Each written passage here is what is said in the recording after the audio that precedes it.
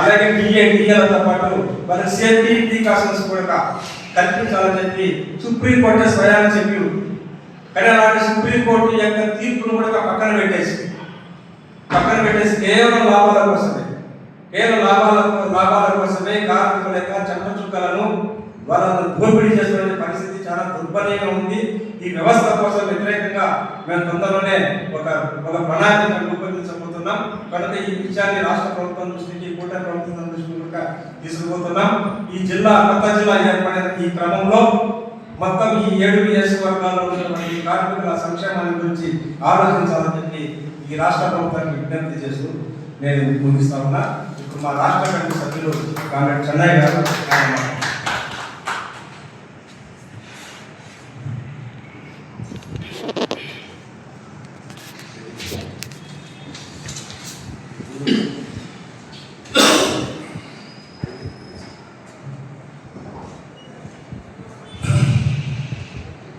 అందరికీ నమస్కారం.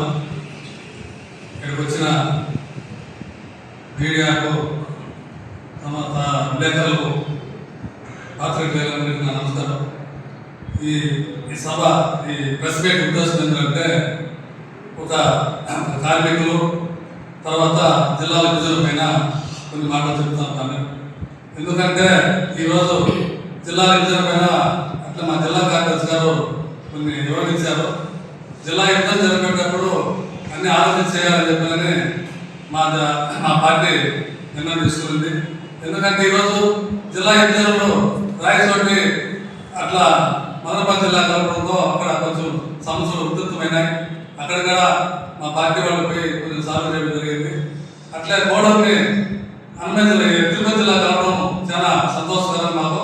ఎందుకంటే కొన్ని ఏళ్ళుగా తిరుపతిలో కలపాలని